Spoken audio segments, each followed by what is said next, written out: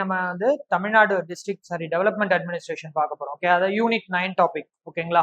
So இப்போ தமிழக வளர்ச்சி நிர்வாகம் தமிழ்ல. ஓகேங்களா? சரி, ஃபர்ஸ்ட் வளர்ச்சி அப்படின்னா என்ன அப்படின்றத ஃபர்ஸ்ட் தெரிஞ்சுக்கோங்க. இப்ப நமக்கு வந்து 1947 நம்ம சுதந்திரம் வாங்கும் பொழுது இந்தியாவுடைய நிலை அப்படின்றது எப்படி இருந்தது? என்னப்பா? வறுமை கோட்ல அதிகமா இருந்தோம். ஓகேங்களா? அதாவது நிறைய பேருக்கு வந்து பாத்தீங்கன்னா எனக்கு தினசரி அவங்களுடைய தினசரி சாப்பாடு கூட கிடைக்காத ஒரு நிலை இருந்தது. ஓகேங்களா? அப்படி இருந்த டைம்ல இருந்து இப்ப 2024 யோசிச்சு பாருங்க. 2024 நம்ம எப்படி இருக்கோம்? யாருமே சாப்பாட்டுக்கு ரொம்ப கஷ்டப்படுறது இல்லை. இப்ப அட்லீஸ்ட் 3 வேளை சாப்பாடாது எல்லாருக்கும் கணிசமா கிடைக்கிற லெவலுக்கு நம்மளுடைய அரசாங்கமும் மற்றபடி நம்மளுடைய வளர்ச்சியும் எந்த லெவலுக்கு முன்னேறி இருக்கு. ஒரு 3 வேளை சாப்பாடாது நமக்கு கிடைக்கிற லெவலுக்கு நம்ம முன்னேறி. இதுக்கு நிறைய நலத்திட்டங்கள் நம்ம கொண்டு வந்தோம். ஓகேங்களா? அரசாங்கம் சைட்ல இருந்து என்ன பண்ணாங்க, நமக்கு ரேஷன் கடன் ஒண்ணு கொண்டு வந்தாங்க.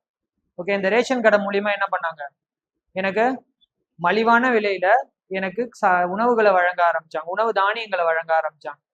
ஸோ இது மூலியமா எனக்கு எல்லாருக்குமே எனக்கு அட்லீஸ்ட் தினசரி அவங்களுக்கு தேவையான சாப்பாடாவது போய் சேர ஆரம்பிச்சு. ஓகேங்களா? ஸோ சின்னதா பார்த்தோம் ஒரு வளர்ச்சி அப்படின்றது 1947 இருந்து 2024 அட்லீஸ்ட் நம்ம உணவுலையாவது நம்ம என்ன பண்ணிருக்கோம்னா வளர்ச்சியில இருந்தோம். ஓகேங்களா? இப்போ ஒவ்வொரு துறையும் எடுத்துப்போம். இப்போ உணவு சைடு நம்ம பார்த்தாச்சு, கல்வி, மருத்துவம், ஓகே, கட்டமைப்பு, இந்த மாதிரி ஒரு துறையிலையும் நமக்கு வந்து பாத்தீங்கன்னா வளர்ச்சிகள் இருக்கு. இது இந்தியா லெவல்லையும் இருக்கு, தமிழ்நாட்டு லெவல்லையும் இருக்கு. ஓகே, நம்ம யூனிட் 9ல பார்க்கும்பொழுது தமிழ்நாட்டுடைய வளர்ச்சி. ஓகே, இந்த வளர்ச்சிக்கு என்ன மாதிரியான நிர்வாகம் பண்ணாங்க, ஓகே, இப்ப என்ன மாதிரியான நிர்வாகம் போயிட்டு இருக்கு, இதை தான் நம்ம இந்த யூனிட் 9ல ஃபுல்லா பார்க்க போறோம். ஓகேங்களா? உங்களுடைய கம்ப்ளீட் சிலபஸ் வந்து இதுதான். ஓகே, யூனிட் 9ல நீங்க படிக்க போற டாபிக்ஸ் வந்து இதெல்லாம் தான். ஸோ இந்த யூனிட் 9 வெறும் 7ஆ நான் பிரிச்சு காட்டியிருக்கேன் உங்களுக்கு. ஓகேங்களா? நீங்க இன்னும் ஃபர்தரா சிலபஸ் உள்ளார போனீங்கன்னா இன்னும் மைன்யூட்டான வேர்டிங்ஸ்லாம் நிறைய இருக்கும். அதை வந்து நம்ம சிம்பிளா ஒரு 7 இதா பிரிச்சிடலாம். ஃபர்ஸ்ட் தமிழ்நாட்டின் மனிதவள மேம்பாட்டு குறியீடுகள், அப்புறம் தேசிய மற்றும் பிற மாநிலங்களுக்கான ஒப்பாய்வு, தமிழகத்தின் பொருளாதார வளர்ச்சி, சமூக மறுமலர்ச்சி இயக்கத்தின் பங்களிப்பு. ஸோ இது ஃபர்ஸ்ட் டாபிக். இதுல நீங்க புரிஞ்சுக்க வேண்டியது என்ன அப்படின்னா, மேம்பாடுனா என்னன்றது நமக்கு தெரியணும். மேம்பாடுனா என்ன, டெவலப்மெண்ட்னா என்ன, ஒரு நாட்டுடைய வளர்ச்சி. ஓகேவா? பொருளாதார ரீதியா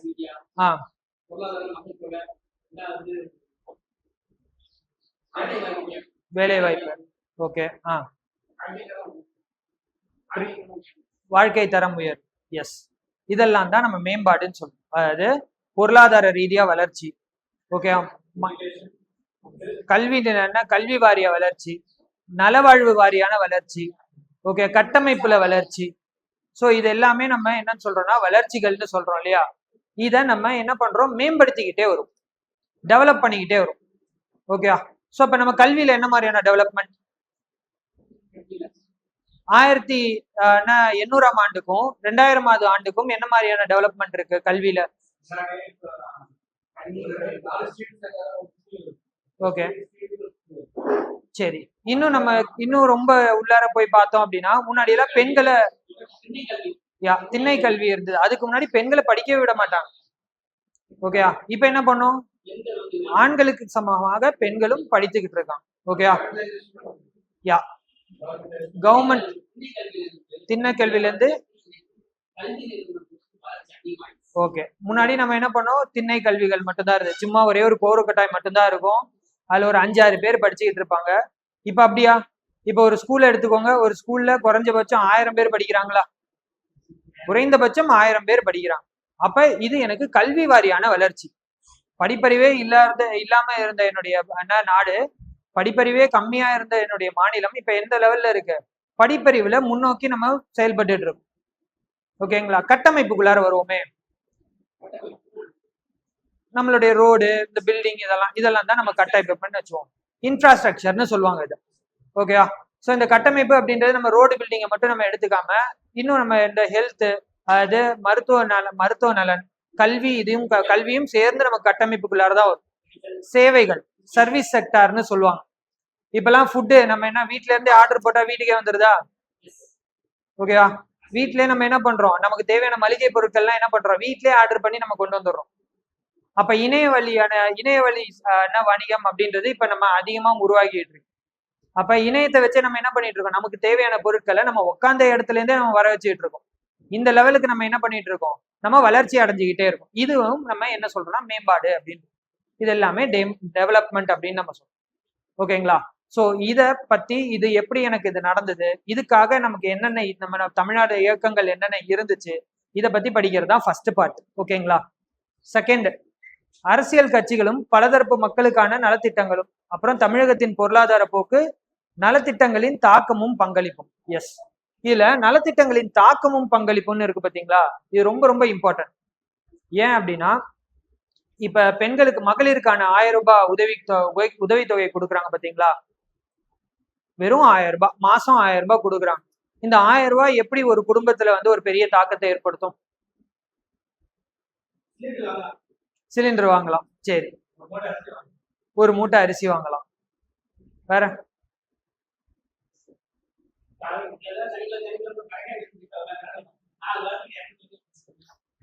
எல்லாரும்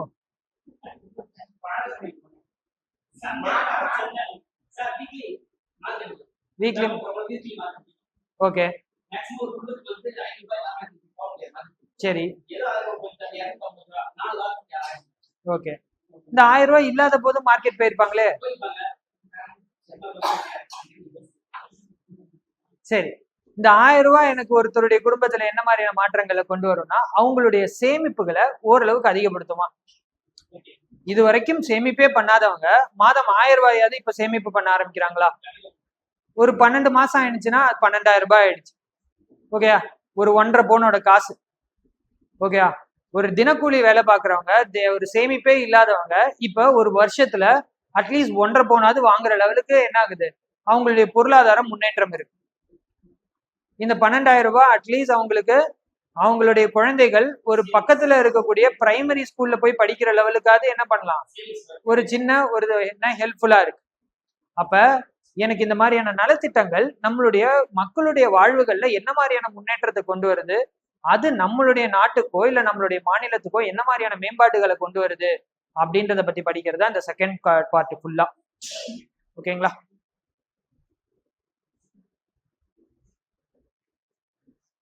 இதுல ஏதாவது டவுட் இருக்கா?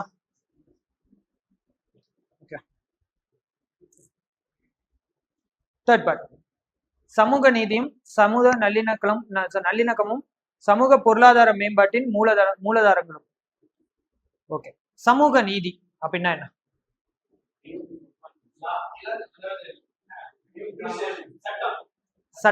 சட்ட ஒழுங்கீடு அப்படின்னு சொல்லலாம், இல்ல சோசியல் ஜஸ்டிஸ், அதாவது சமூக நலன்கள் இல்ல சமூக நீதிகள் வந்து எல்லாருக்கும் சமமாக வழங்கப்படுது.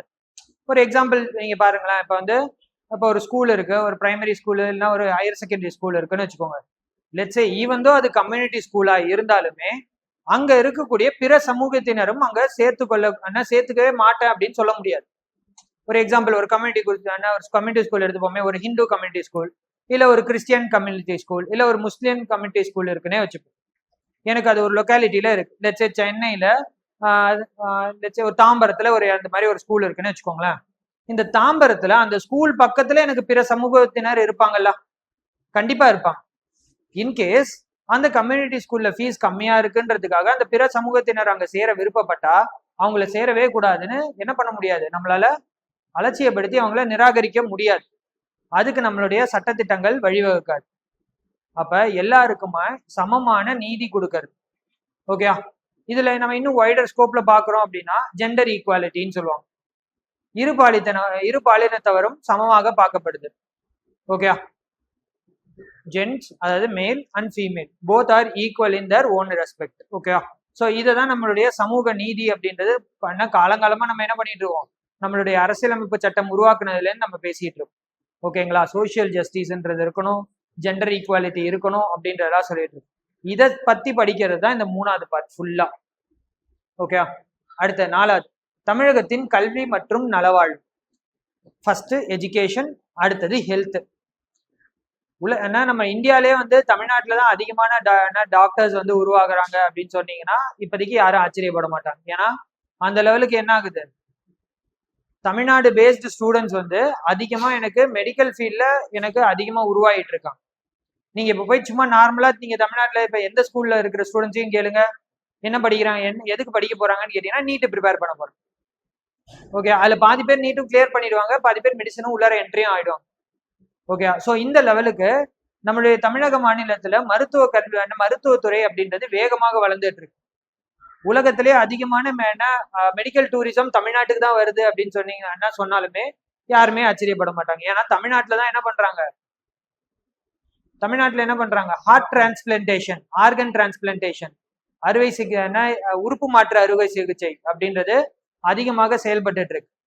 ஓகே, வெளிநாட்டுல இருந்து நிறைய பேர் இங்க எனக்கு மருத்துவ டூரிசம்காக இங்க உள்ளார இந்தியாவுக்குள்ளார வராங்க, அதுவும் தமிழ்நாட்டுக்கு அதிகம் பேர் வராங்க. ஓகே, இந்த லெவலுக்கு நம்மளுடைய தமிழ்நாட்டுடைய மருத்துவத்துறை அப்படின்றது வேகமா வளர்ந்துட்டு இருக்கு. அதே மாதிரி கல்வி, கல்வி எடுத்துக்கோங்க. கல்வி வளர்ச்சி நம்ம ஒரு 30 வருஷத்துல நீங்க எடுத்துக்கோங்களேன். 1990 நம்ம உலகமயமாக்கணும், ஞாபகம் இருக்கா? ஓகே, குளோபலைசேஷன் அப்படின்னு ஒண்ணு உருவாச்சு. இந்த 1990க்கு அப்புறம் மட்டுமே தமிழ்நாட்டுடைய கல்வி வளர்ச்சி அப்படின்றது ரொம்ப வேகமா இருக்கும். ஓகே, ஸோ கேரளாக்கு ஈக்குவலண்டா நம்ம என்ன பண்ணிட்டு இருக்கோம்னா வேகமா வளர்ந்துட்டு இருக்கோம் சவுத் இந்தியால. ஓகே, தென்னிந்திய மாவட்டங்கள்ல ரொம்ப வேகமா வளர்ந்துட்டு இருக்கக்கூடிய மாவட்டமா நம்மளுடைய தமிழ்நாடு இருக்கு, மாநிலமா நம்ம தமிழ்நாடு இருக்கு. ஓகேங்களா? சரி, ஆல் ஓவர் இந்தியா எது அதிகமா வளருது? கேரளா வளர்ந்துருச்சு, கேரளா வளர்ந்தாச்சு.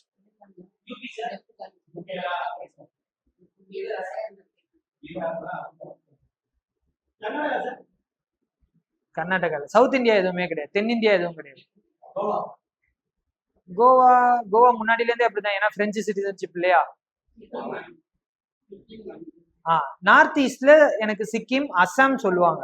ஆனா எனக்கு இந்தியா ஃபுல்லா நீங்க கம்பேர் பண்ணீங்கன்னா குஜராத், குஜராத்தின் கல்வி வளர்ச்சி அப்படின்றது வேகமா வளர்ந்துட்டு இருக்கு. ஓகேயா, ஆல் ஓவர் இந்தியாவை கம்பேர் பண்ணும்போது.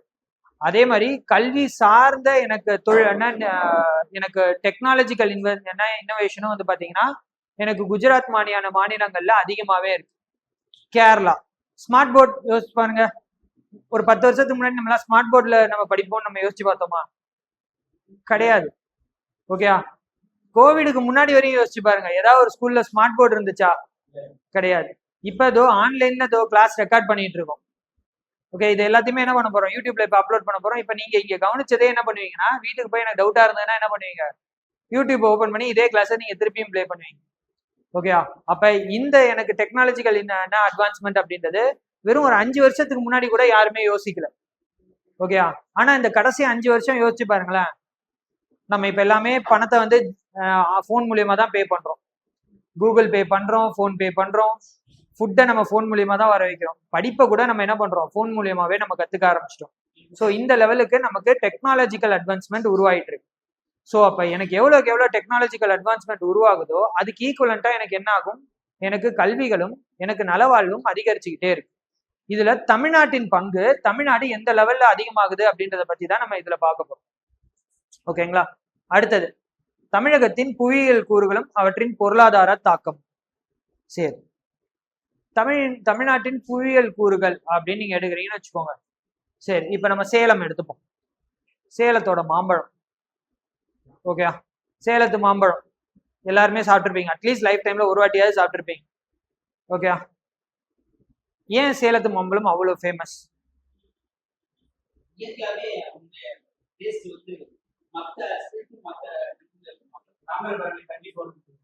அதனாலயா?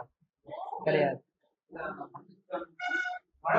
மண் தண்ணி அது ஒரு ரீசனா இருந்தாலுமே எனக்கு அதை தாண்டி அதுல வந்து ஒரு சிறப்பம்சம் இருக்கு. என்னன்னா, எனக்கு இந்த சேலத்து மாம்பழம் பழுக்கிறது வந்து பாத்தீங்கன்னா எனக்கு ஒரு குறிப்பிட்ட காலத்துல மழை பெஞ்சதுக்கு அப்புறம் மட்டும்தான் பழுக்கும்.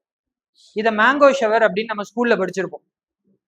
ஓகே, கரெக்டா எனக்கு சேலம் மாம்பழம் அந்த பழுக்கக்கூடிய அந்த டைம்ல எனக்கு என்ன நடக்கும் அப்படின்னு பாத்தீங்கன்னா எனக்கு ஒரு 3 நாட்கள் 5 நாட்கள் மழை பெய்யும். ஓகே, ஸோ அந்த லொக்காலிட்டியில ஸ்பெஷலா அந்த டைம்ல இருக்கக்கூடிய சீசனல் கிளைமேட்டிக் சேஞ்சஸ் மாதிரி நம்ம எப்படி இப்ப கோடை காலத்து மழைன்னு சொல்றோம் இல்லையா, ஏப்ரல் மாசம் பாத்தீங்கன்னா ஒரு 3 நாள் நம்ம சென்னையில மழை பெய்யும். ஏப்ரல் மாசம் எதுக்குடா மழை பெய்யுதுன்னு யோசிப்போம், கோடை மழைன்னு நம்ம இதை சொல்லுவோம். அதே மாதிரிதான் எனக்கு காலநிலை மாற்றத்தினால சேலத்து லொகேஷன் சுத்தி வந்து பாத்தீங்கன்னா எனக்கு அந்த மாம்பழம் சீசன் அப்ப வந்து எனக்கு ஒரு 10 நாட்கள்ல இருந்து 15 நாட்கள் மழை பெய்யும். இந்த மழை பெஞ்சதுக்கு அப்புறம் இருக்கக்கூடிய சூட்டுனால பழுக்கிறதுனாலதான் அந்த சேலத்து மாம்பழத்துக்கு அவ்வளோ ஃபேமஸ், அவ்வளோ டிமாண்ட். ஓகேங்களா? ஸோ இது மாதிரி எனக்கு தமிழ்நாட்டுல எவ்வளவோ புவியியல் சார்ந்த முன்னேற்றங்கள், புவியியல் சார்ந்த பொருளாதாரங்கள் நடந்துகிட்டே இருக்கு. இப்ப நம்ம தமிழ்நாடுடைய கோஸ்டல் ரீஜன் எடுத்துக்கோங்களேன், மீனவர்கள். ஓகே, தமிழ்நாட்டுல எக்ஸ்போர்ட். ஓகே, நம்ம சென்னையிலே வந்து போர்ட் இருக்கு, துறைமுகம் இருக்கு, ஷோர் ஏரியா அதிகமா இருக்கு நம்மளுடைய கோஸ்டல் ரீஜன். ஸோ அப்ப எனக்கு மீன் சார்ந்த வணிகங்கள் அப்படின்றது அதிகமா இருக்கும். ஓகே, மீன் சார்ந்த எனக்கு உற்பத்தி பொருட்களும் அதிகமா இருக்கும். எக்ஸாம்பிளுக்கு நம்ம ஃபிஷ் ஆயில் டேப்லெட்னு யாருக்காவது முட்டி வலிலாம் இருந்ததுன்னா என்ன பண்ணுவாங்கன்னா, அந்த மீன் எண்ணெய் மாத்திரை அப்படின்னு சொல்லி ஒரு டேப்லெட் ஒன்று சாப்பிடுவாங்க. ஓகே, ஒரு எல்லோ கலர்ல இருக்கும் அந்த டேப்லெட், ஆயில் மாதிரி இருக்கும். ஸோ அந்த டேப்லெட்லாம் சாப்பிடுவாங்க. அதோடைய மேக்கிங் இண்டஸ்ட்ரிலாம் வந்து பார்த்தீங்கன்னா எனக்கு கேரளா, தமிழ்நாட்டுலலாம் அதிகமாக இருக்கும். ஓகே, இதை விட்டா வந்து பார்த்தீங்கன்னா எனக்கு கொல்கத்தா ரீஜன், ஒடிசா ரீஜன்லலாம் இந்த மேனுஃபேக்சரிங் இண்டஸ்ட்ரி அதிகமாக இருக்கும். ஏன்னா இது கடல் பரப்புனா கடல் பக்கத்திலே இருக்கிறதுனால எனக்கு மீன் வரவு அப்படின்றது அங்கதான் அதிகமா இருக்கும்.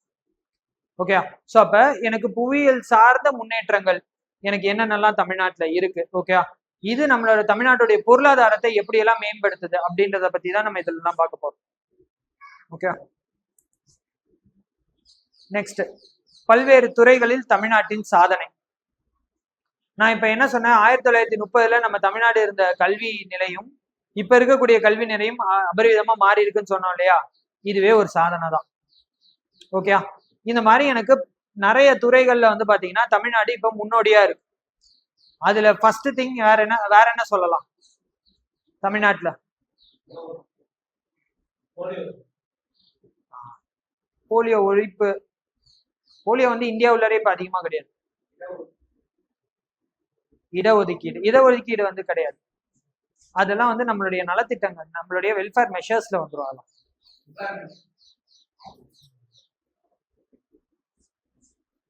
சேவைத்துறை, அதாவது சர்வீஸ் செக்டர். ஓகே, தமிழ்நாட்டுல படித்த இளைஞர்கள் எத்தனை பேர் சர்வீஸ் செக்டர் உள்ளார இருக்காங்க தெரியுமா? வேலை வாய்ப்புக்குள்ளார எனக்கு சேவை துறைகளுக்குள்ளார வந்து பாத்தீங்கன்னா இப்ப தமிழ்நாட்டுல அதிகமான இளைஞர்கள் உள்ளார இருக்காங்க. இப்ப ரீசெண்டா இப்ப ஸ்போர்ட்ஸ்ல நம்ம பாரா ஒலிம்பிக்ஸ்ல வந்து கோல்டு மெடல் அடிச்சாங்க இல்லையா, மாரியப்பன். ஓகே, சோ இதுவுமே ஒரு சாதனை தான். ஓகேங்களா? நம்மளுடைய விளையாட்டு துறையில தமிழ்நாட்டுல இருந்து நிறைய பேர் இப்ப தொடர்ச்சியா 3 வாட்டி வந்து போய் கோல்டு மெடல் வின் பண்ணிட்டு வந்திருக்காரு. சரி, ஓகே, நம்ம இதுக்குள்ளார வருவோம். சேவைத்துறை, அதாவது சர்வீஸ் செக்டர் இருக்கு இல்லையா, இப்ப for example Swiggy, Zomato. Okay, இது வேற என்னெல்லாம் சொல்லலாம்? ராபிடோ, பிபிஎல், என்னப்பா, போர்ட்டர்ஸ். வேற என்ன சொல்லலாம்? Communication, service centres. சர்வீஸ் சென்டர்ஸ்னா லைக் இப்ப டெலி சர்வீஸ் இருக்கும் பாத்தீங்களா, எனக்கு அதிகமான டெலி சர்வீஸ் கம்பெனி இயங்கக்கூடிய இடம் வந்து நம்ம தமிழ்நாடு. டெலி சர்வீஸ்னா என்ன? நீங்களா இப்ப ஒரு கஸ்டமர் கேருக்கு போன் பண்ணி கேக்குறீங்க, ஞாபகம் இருக்கா? ஏதாவது பிரச்சனைனா உடனே என்ன பண்ணுவீங்க? கஸ்டமர் கேருக்கு போன் பண்ணுவீங்க. ஓகே, ஸோ இந்த மாதிரி கஸ்டமர் கேர் அதிகமாக இருக்கக்கூடிய இடம் வந்து பாத்தீங்கன்னா தமிழ்நாடு. ஏன் அப்படின்னா இங்க கம்யூனிகேஷன் லெவல் அதிகமா இருக்கு. ஓகே, இங்க இருக்கக்கூடிய பீப்புள் கம்யூனிகேஷன்ல ரொம்ப ஸ்ட்ராங்கா இருக்காங்க. ஸோ அதனால வந்து பாத்தீங்கன்னா எனக்கு சர்வீஸ் செக்டார் அதிகமா இருக்கு. ஓகே, இதே மாதிரி எனக்கு பல துறைகள்ல வந்து பாத்தீங்கன்னா தமிழ்நாடு முன்னோடியா விளங்கிட்டு இருக்கு. அதெல்லாம் பத்தி தான் நம்ம இந்த 6th டாபிக்ல பார்க்க போறோம். 7th, தமிழகத்தில் மின்னாளுகை, இன்டர்நெட். ஓகே, இன்டர்நெட் ஃபெசிலிட்டி தமிழ்நாட்டுல எப்படி போயிட்டு இருக்கு யோசிச்சு பாருங்க. நீங்க காஷ்மீர்ல இருக்கிறதுக்கும் தமிழ்நாட்டுல இருக்கிறதுக்கும் டிஃபரன்ஸ் இருக்கு. ஓகே, ஒரு 3-4 வருஷத்துக்கு முன்னாடி காஷ்மீர்ல வெறும் 2G தான் இருந்தது. இப்ப நம்ம தமிழ்நாட்டுல யோசிச்சு பாருங்க, நம்ம எல்லாருமே 5G யூஸ் பண்ணிட்டு இருக்கோம். ஓகே, அது மட்டும் இல்லாமல் நம்மளுடைய இணைய வசதியை பயன்படுத்தி நம்ம என்னென்னலாம் பண்ணிட்டு இருக்கோம். இப்ப ஆட்டோமேட்டிக்கா நான் முதல்வன் திட்டத்துக்கு கீழே என்ன பண்ணிட்டு இருக்காங்க, இணைய வழி மூலியமா எனக்கு தமிழ்நாடு முழுவதும் என்ன பண்றாங்க, இந்த மாதிரி அரசு கல்விக்காக, அரசு வேலை வாய்ப்புக்காக எனக்கு என்ன பண்றாங்க, பயிற்சி வகுப்புகளை உட்காந்து நிறைய பேர் கத்துக்கிட்டு இருக்காங்க. ஓகேங்களா? இணைய பயன்பாட்டுல தமிழ்நாடுடைய பங்கு அப்படின்றது இந்தியா லெவல்ல அதிகரிச்சுக்கிட்டே வருது. எல்லார் கையிலயும் இப்போ ஒரு ஸ்மார்ட் போன் நம்ம பயன்படுத்துறோம். ஓகே, ஃபேமிலியில 4 பேர் இருக்கோம்னா 4 பேர் கையிலயும் நம்ம ஸ்மார்ட் போன் பயன்படுத்துறோம். 4 பேருமே இணையம் பயன்படுத்த கத்துக்கிட்டாச்சு. அப்ப தமிழ்நாட்டுடைய இன்டர்நெட் யூசேஜஸ் அப்படின்றது எனக்கு இந்தியா ஃபுல்லா கம்பேர் பண்ணும்போது அதிகமாயிட்டே இருக்கு. ஸோ இது நம்மளுடைய மேம்பாட்டுக்கு என்ன மாதிரியான வழிவகுக்குது, மேம்பாட்டுக்கு என்ன மாதிரியான ஹெல்ப் பண்ணுது அப்படின்றத பத்தி தான் நம்ம இந்த லாஸ்ட் டாபிக்ல பார்க்க போறோம். சரி, ஃபர்ஸ்ட் நம்ம மேம்பாடு பத்தி பார்த்தோம் இல்லையா. மேம்பாடுனா என்ன, மேம்பாடு பத்தி நம்ம தெரிஞ்சுக்க போறோம்னு சொன்னோம் இல்லையா. ஸோ இல்ல ஃபர்ஸ்ட் மனிதவள மேம்பாடு குறியீடு. ஸோ இந்த மனிதவள மேம்பாடு குறியீடு அப்படின்றது 1990ல இருந்து இந்த குறியீடு வந்துகிட்டே இருக்கு. ஓகேவா. ஸோ ஃபர்ஸ்ட் இந்த குறியீடு வருவதற்கான முக்கிய நோக்கம் என்ன அப்படின்றது நமக்கு தெரியும்.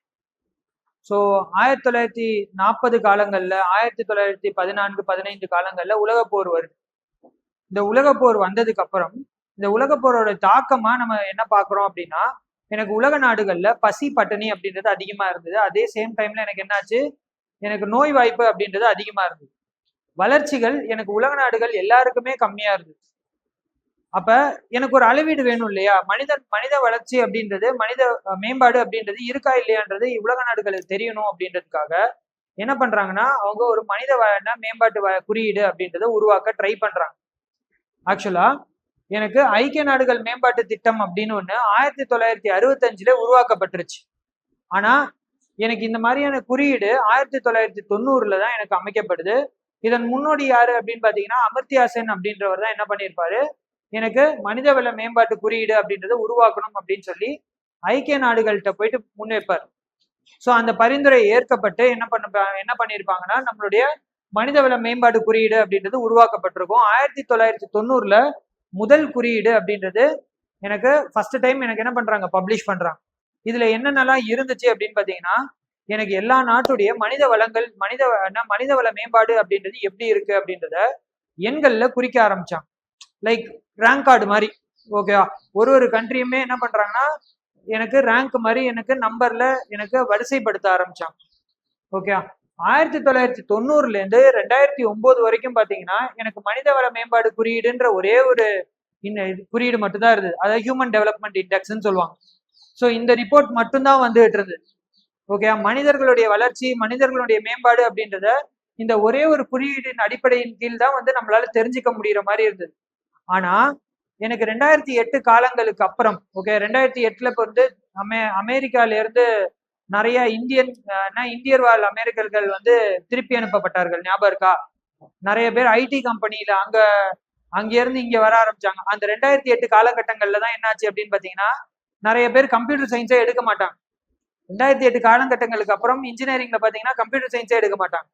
அதற்கு காரணம் அமெரிக்க பொருளாதாரம் அப்ப வீழ்ச்சி நிலையை நோக்கி மூவ் ஆயிட்டு இருந்தது. ஸோ அப்ப அமெரிக்காவுடைய பொருளாதாரம் வீழ்ச்சி நிலையை நோக்கி தள்ளப்படும் பொழுது உலக நாடுகள் எல்லாமே ஸ்தம்பித்து போயிடுச்சு. உலக நாடுகள்ல இருக்கக்கூடிய மனித வளர்ச்சி அப்படின்றது, மனிதர்களுடைய மேம்பாடு அப்படின்றது எனக்கு இங்க தடை செய்யப்பட்டுருச்சு. ஸோ அப்ப எனக்கு என்ன ஆச்சு, என்னால ஒரே ஒரு குறியீடை மட்டும் வச்சுக்கிட்டு மனிதர்களோட மேம்பாடு இருக்கா இல்லையா அப்படின்றத கிளியரா அண்டர்ஸ்டாண்ட் பண்ண முடியல. அப்படின்றதுக்காக தான் என்ன பண்ணாங்க, 2010ல ஒரு 3 புது குறியீட்டை உள்ளார கொண்டு வராங்க.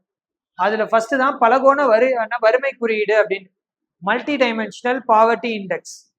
ஸோ பாவர்ட்டி அப்படின்றது பொருளாதார ரீதியாக மட்டும்தான் நம்ம சொல்லிட்டு இருப்போம். பொருளாதார ரீதியா இருக்கிறது மட்டுமே நம்மளோட பாவர்ட்டி கிடையாது. உணவுகளுக்கு அதிகமா கிடைக்கலன்னா ஃபுட் பாவர்ட்டி அப்படின்னு சொல்ல ஆரம்பிச்சாங்க. எனக்கு தன்னுடைய வாழ்வை எனக்கு ஒரு மாதிரி டிக்னிஃபைடா வாழ முடியல. அதாவது எப்படி சொல்லலாம், நம்ம இப்ப நவ நாகரிகத்துல இருக்கோம் இல்லையா. இப்ப ஃபார் எக்ஸாம்பிள் நம்மளா சிட்டி லைஃப்ல இருக்கோம். ஒரு ஸ்லம் பீப்புளை எடுத்து பாருங்களேன். ஒரு ஸ்லம் ஏரியாஸ் உள்ளார போய் பாருங்க, ஒரு பேசிக் ஃபெசிலிட்டி கூட இருக்காது. எல்லார் வீட்லயும் டாய்லெட் இருக்குமான்னு கேட்டீங்கன்னா முன்னாடி எல்லாம் இல்லாம தான் இருந்தது. இப்பதான் நம்ம என்ன பண்ணோம், ஸ்வச் பாரத் அண்ட் வேற என்னென்ன இனிஷியேட்டிவ்லாம் நம்ம பயன்படுத்தணும். ஸ்வச் பாரத் இனிஷியேட்டிவ், வேற என்ன பயன்படுத்தணும், ஸ்டாப்பிங் ஓப்பன் டெஃபிகேஷன் அப்படின்னு சொல்லுவாங்க. ஓகே. அதாவது வீட்டிலேயே என்ன பண்ணணும், எனக்கு டாய்லெட்ஸ் எல்லார் வீட்லயும் கட்டப்பட வேண்டும் அப்படின்னு சொல்லி அரசாங்கமே என்ன பண்ண ஆரம்பிச்சாங்க, எனக்கு அதுக்காக நிதி கொடுக்க ஆரம்பிச்சாங்க. ஓகேங்களா. எனக்கு சப்சிடி கொடுக்க ஆரம்பிச்சாங்க. எனக்கு இப்ப இன்கேஸ் 1 லட்சம் ஆகுதா ஒரு டாய்லெட் கட்டுறதுக்கு, அரசாங்கம் எனக்கு ரொம்ப வறுமை கோட்டு கீழே இருக்கிறவங்களா இருந்தா எனக்கு கிட்டத்தட்ட 60ல இருந்து 90% வரைக்கும் எனக்கு என்ன கொடுத்தாங்க, மானியம் கொடுத்தாங்க. ஓகே. அதன் மூலியமா நமக்கு என்னாச்சு, தூய்மை இந்தியா திட்டத்தின் கீழே நம்ம இந்த டாய்லெட் கட்டும் வசதியை நம்ம உள்ளார கொண்டு வந்தோம். ஓகே. அப்ப மனிதன் எனக்கு இந்த மாதிரி ஒரு டிக்னிஃபைடான லைஃப், அதாவது அவன் வாழ்றதுக்கு எனக்கு அவனுடைய சூழ்நிலை ஓரளவுக்கு அவனோட வாழ்வாதாரத்தை அவனுடைய வாழ்வாதாரம் எப்படி சொல்றது, ஒரு மேல்நிலை மேம்படுத்தப்பட்ட ஒரு வாழ்வாதாரமா வாழ்வதற்கு அவனுக்கு இது இந்த மாதிரியான திட்டங்கள் உதவுது. சிம்பிள் வே. நம்ம எப்படி கொசுக்கடியில இல்லாம வாழ்றோமோ அவனாலேயே என்ன பண்ண முடியும், அவனும் என்ன பண்ண ட்ரை பண்றான். எல்லாருமே எனக்கு அட்லீஸ்ட் ஒரு கொசுக்கடியாவது இல்லாம வாழ ட்ரை பண்றான். முன்னாடிலாம் யானைக்கால் வியாதி அப்படின்றது இந்தியாவில அதிகமா இருந்தது, கேள்விப்பட்டிருப்பீங்க. ஓகே, இல்லைன்னா நம்ம பாட்டிக்கோ இல்ல நம்ம நம்மளுடைய உறவினர்களுக்கே பழைய ரொம்ப பெரியவங்களுக்கும் வந்து பாத்தீங்கன்னா யானைக்கால் வியாதிகள் வந்து நீங்க பார்த்திருப்பீங்க. ஏன்னா இந்தியால அந்த லெவலுக்கு என்னாச்சு, கழிவு நீர் எனக்கு மேல வரக்கூடிய எனக்கு நிலைகள் இருந்தது. நம்மளுடைய ட்ரைனேஜ் சிஸ்டம் அந்த அளவுக்கு ப்ராப்பரா இல்லாம இருந்தது. இப்ப யோசிச்சு பாருங்க, கடைசி ஒரு 10 வருஷமா என்ன பண்றாங்க, சாக்கடைகளை தூர்வாரி நம்ம என்ன பண்றோம், பெரிய பெரிய ட்ரைனேஜஸ் கட்டிட்டு இருக்கோமா.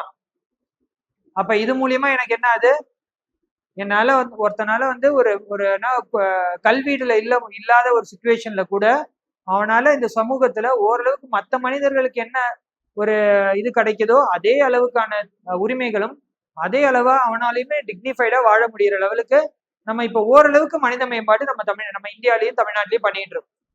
ஓகே, சோ அப்ப இந்த பாவர்ட்டி இண்டெக்ஸ் அப்படின்றது அதை தான் குறிக்குது. இப்ப சொமாலியா மாதிரியான கண்ட்ரி எடுத்துக்கோங்களேன், சொமாலியா எடுத்துக்கோங்க. தமிழ்நாட்டுக்கு சொமாலியா பரவாயில்லையா, சொமாலியாவுக்கு தமிழ்நாடு பரவாயில்லையா? ஓகேங்களா. சொமாலியால இன்னுமே போனீங்கன்னா என்ன இருக்கு, அங்க இருக்கிறவங்க எல்லாம் பாத்தீங்கன்னா அப்படியே எலும்பு தோலுமா இருப்பாங்க. இன்னுமே டிபி அங்க அதிகமா இருக்கு. ஓகே, ஒருவேளை உணவுக்கு கூட அவங்க கஷ்டப்படுவாங்க. அதிகமான எனக்கு வயலன்ஸ் அங்க இருக்கு, எல்லார் கையிலுமே துப்பாக்கி இருக்கும், ட்ரக்ஸ் அந்த லெவலுக்கு அடிக்டடா இருப்பாங்க. ஓகே, ஸோ ஆனா தமிழ்நாடு இப்ப யோசிச்சு பாருங்க, தமிழ்நாடு ட்ரக்ஸ்ல இருந்து ஓரளவுக்கு கொஞ்சம் நம்ம வெளியில வந்துகிட்டு இருக்கோம். ஓகே, என்ன போலியோ வேக்சினேஷன் மூலியமா போலியோவை தவிர்த்துட்டோம். டிபி கேசஸ் இப்ப கொஞ்சம் கொஞ்சமா குறைச்சிட்டு இருக்கோம். கேன்சருக்கு அகெயின்ஸ்டா இப்ப என்ன பண்ணிருக்கோம், ஹெச்பிவி வேக்சின் அப்படின்னு சொல்லி இப்ப நம்ம என்ன பண்றோம், குழந்தைகளுக்கு அதுவும் எனக்கு என்ன பள்ளி மற்றும் கல்லூரிகள்ல இருக்கக்கூடிய பெண்களுக்கு என்ன பண்றாங்க, தடுப்பூசி போட்டுட்டு இருக்காங்க. ஓகே, ஸோ இந்த மாதிரியான நலத்திட்டங்கள் மூலியமா நம்ம என்ன பண்ணிட்டு இருக்கோம், நம்மளுடைய வறுமைகளை குறைச்சிட்டு இருக்கோம். ஓகே, நெக்ஸ்ட் சமத்துவமின்மை சரிப்படுத்தப்பட்ட மனிதவள மேம்பாட்டு குறியீடு, இன்டகிரேட்டட் ஹியூமன் டெவலப்மெண்ட் இண்டெக்ஸ்ன்னு சொல்லுவாங்க. ஓகே, ஆல்ரெடி நம்ம ஒரு ஹியூமன் டெவலப்மெண்ட் இண்டெக்ஸ்ன்னு ஒன்று சொன்னோம் இல்லையா, அதுல என்னால வந்து மனித மேம்பாடு எப்படி கரெக்டா என்ன எப்படி இருக்குன்றதை புரிஞ்சுக்க முடியல அப்படின்றதுக்காக தான் அதுல இருக்கக்கூடிய சில கோராடுகளை நம்ம சரிப்படுத்தி நம்ம என்ன பண்ணோம் அப்படின்னா IHDA அப்படின்னு சொல்லிட்டு நம்ம 2010 ஒரு புது குறியீடை உருவாக்கணும். ஓகே, மூணாவது வந்து பாத்தீங்கன்னா பாலின சமத்துவமின்மை குறியீடு. இப்ப நம்ம கண்ட்ரியா இருந்தாலும் சரி, எனக்கு உலகத்துல எனக்கு பல கண்ட்ரிஸ் வந்து பாத்தீங்கன்னா எனக்கு ஜெண்டர் இன்இக்வாலிட்டி அப்படின்றது ப்ரிவேல் ஆயிட்டு தான் இருக்கு. ஒண்ணுமே இல்லை, நம்மளே வீடு கட்ட ஆரம்பிக்கிறோம்னு வச்சுக்கோங்களேன்.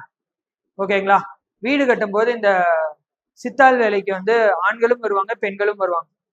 ஓகே, ஒரு கான்ட்ராக்ட்ல நீங்க போடும்போது வந்து பாத்தீங்கன்னா ஆண்களுக்கு பெர் டே சார்ஜஸ் நீங்க பார்க்கும்போதும் பெண்களுக்கு பெர் டே சார்ஜஸ் பார்க்கும்போது அட்லீஸ்ட் ஒரு 200 ரூபாயாவது எனக்கு பிரைஸ் டிஃபரன்ஸ் இருக்கும். அவங்களுக்கு ஒரு நாளைக்கு 1000 ரூபாய் அப்படின்னா பெண்களுக்கு 800 ரூபாய் கொடுப்பாங்க. இதுதான் ஜெண்டர் இன்இக்வாலிட்டி. ஓகே, ஸோ இந்த மாதிரியான ஜெண்டர் இன்இக்வாலிட்டி எனக்கு சிறு தொழில ஆரம்பிச்சு எனக்கு பெரிய பெரிய ஐடி கம்பெனில ஒர்க் பண்ணக்கூடிய எம்ப்ளாயீஸ்க்குமே இந்த நிலை நீடிக்குது. இன்னமும் நம்ம இந்தியாவில வந்து பாத்தீங்கன்னா எனக்கு பெரிய பெரிய ஐடி நிறுவனங்கள் உள்ளார போனீங்கன்னா எனக்கு ஜென்ஸுக்கு தரக்கூடிய ஆரம்ப கால சேலரி அப்படின்றதை கம்பேர் பண்ணும் பொழுது பெண்களுக்கு தரக்கூடிய ஆரம்ப கால சேலரி அப்படின்றது குறைவாகவே தரப்படுது. ஓகே, ஸோ இதை தான் நம்ம ஜெண்டர் இன்இக்வாலிட்டி அப்படின்னு சொல்றோம். இந்த ஜெண்டர் இன்இக்வாலிட்டியை எனக்கு வெளிப்படுத்துறது மாதிரியான குறியீடு தான் வந்து பாத்தீங்கன்னா இந்த GII. ஓகே, இது மூணுமே 2010 நமக்கு என்ன பண்ணாங்க, உள்ளார எடுத்துட்டு வந்தாங்க. அடுத்த 2014 என்ன பண்ணாங்கன்னா பாலின மேம்பாட்டு குறியீடுன்னு ஒண்ணு கொண்டு வந்தாங்க. அதாவது இங்க ஜெண்டர் இன்இக்வாலிட்டின்னு சொன்னோம் இல்லையா, ஸோ அப்ப ஜெண்டர் இன்இக்வாலிட்டி இண்டெக்ஸ் நம்ம ஒண்ணு ரெடி பண்ணிட்டோம். இப்ப இதுக்கு அகெயின்ஸ்டா சில கவர்மெண்ட் என்ன பண்ணுவாங்கன்னா பாலிசிஸை உருவாக்கி இருப்பாங்க. நம்மளுடைய கவர்மெண்டே வந்து பாத்தீங்கன்னா இந்தியா கவர்மெண்டே வந்து பாத்தீங்கன்னா இப்ப ரீசெண்டா பிரெக்னன்சி டைம்ல எனக்கு பெண்களுக்கு கொடுக்கக்கூடிய லீவோடைய டைம் வந்து இன்னும் இன்க்ரீஸ் பண்ணியிருப்பாங்க. ஓகே, முன்னாடி 45 நாட்களா இருந்ததை இப்ப என்ன பண்ணிருக்காங்க, 90 நாட்களா மாத்திருக்காங்க, சம்பளத்தோட சேர்ந்த லீவ் அது. ஓகே, சோ இப்ப இந்த மாதிரியான மேம்பாட்டு திட்டங்கள் கொண்டு வராங்க இல்லையா, இதை அளவிடுறதுக்கு நமக்கு ஒரு குறியீடு வேணும் இல்லையா, அதுக்கான குறியீடு தான் நம்ம என்ன பண்ணோம், பாலின மேம்பாடு குறியீடு அப்படின்னு ஒண்ணு கொண்டு வந்தாங்க 2014. ஓகேங்களா. சரி, இந்த மனிதவள மேம்பாட்டு குறியீடுன்னு ஆல்ரெடி நம்ம ஒண்ணு வச்சிருந்தோம் இல்லையா, HDI அப்படின்றது. இதுல என்னென்ன அளவீடுகள் மூலியமா நமக்கு வந்து இந்த குறியீடு எடுக்கப்படுது, இந்த அளவீடுகள் எப்படி வழங்கப்படுது அப்படின்றத பத்தி தெரிஞ்சுக்கணும். இந்த அளவீடுகள் எனக்கு 0ல இருந்து 1க்கு இடைப்பட்ட நம்பர்ல தான் நமக்கு என்ன பண்றாங்க, ஒரு கண்ட்ரியுமே எனக்கு வகைப்படுத்துவாங்க. ஓகேங்களா. இப்ப 0ல இருந்து 0.5க்குள்ளார இருக்குன்னு வச்சுக்கோங்களேன், அந்த கண்ட்ரி ரொம்ப குறைவான மனிதவள மேம்பாடு பண்ணியிருக்காங்க. அது ஒரு கண்ட்ரி ரேங்க் மாதிரி மேம். இப்போ ஒரு கண்ட்ரிக்குமே எனக்கு ஒரு நம்பர் கொடுத்துருவாங்க. அதாவது எனக்கு ரொம்ப குறைவா இருந்ததுன்னா அந்த கண்ட்ரி வந்து மேம்பாட்டுல ரொம்ப கம்மியா இருக்காங்கன்னு அர்த்தம். ஆமா, எல்லாத்துலயுமே. ஓகே, இப்ப நீங்க சவுத் ஆப்பிரிக்கா உள்ளார போறீங்க அப்படின்னா நிறைய கண்ட்ரி வந்து பார்க்கும்போது எனக்கு 0.5க்கும் கீழே தான் இருப்பாங்க. ஏன்னா அவங்களோட மனிதவள மேம்பாடு அப்படின்றது ரொம்ப கம்மியா இருக்கும். அவங்க இன்னும் வளர்ச்சி பாதைக்குள்ளாரே வந்திருக்க மாட்டாங்க. ஆனா நம்ம இந்தியா அப்படின்றது அந்த கட்டத்தை தாண்டிட்டோம். 1970ல பெங்கால்ல ஒரு பெரிய பஞ்சம் ஒண்ணு என்ன வந்துச்சு ஞாபகம் இருக்கா, 1,00,000 பேர் கிட்ட இறந்து போனாங்க. அந்த என்ன பெங்கால் பஞ்சத்துக்கு அப்புறம் நம்ம என்ன பண்ணோம், எனக்கு உணவுப் பொருட்களை நம்ம அதிகமா உற்பத்தி பண்ண ஆரம்பிச்சோம். அதற்கு அப்புறம் வந்து பாத்தீங்கன்னா நம்மளுடைய மனிதவள மேம்பாடு அப்படின்றது நமக்கு ஏறுமுகமா மட்டுமே இருக்கே தவிர நம்ம எப்போதுமே குறைஞ்சது கிடையாது. ஈவன் கோவிட் டைம்ல கூட நீங்க யோசிச்சு பாருங்க, கோவிட் டைம்ல கூட எக்கனாமிக்கலா எல்லாருமே டவுன் ஆனாங்களே தவிர யாருமே என்ன ஆகல, எனக்கு புரோக் டவுன் ஆகல. ஓகே, யாருமே வந்து நில குலைஞ்சு போல. ஆஃப்டர் கோவிடுக்கு அப்புறம் என்னாச்சு, எனக்கு அதுக்கு ஈக்குவலண்டா நம்ம இப்ப வளர ஆரம்பிச்சிட்டோம். ஓகேங்களா. சோ அதை தாண்டியுமே வளர ஆரம்பிச்சிட்டோம். இதுதான் மனித வள மேம்பாடு. ஓகே, நம்ம கிட்ட வந்து வளங்களையும் நம்ம கிட்ட இருக்கக்கூடிய தொழில்நுட்பங்களையும் நம்ம அதிகப்படுத்தினதன் பேரில் நம்ம என்னாச்சு, இந்த கோவிடோட இம்பாக்டை நம்ம என்ன பண்ணிட்டோம், சீரமைச்சு சரி பண்ணிட்டோம். ஓகேங்களா. சோ அப்ப நம்ம இந்தியா எந்த லெவல்ல இருக்கும்னு நினைக்கிறீங்க?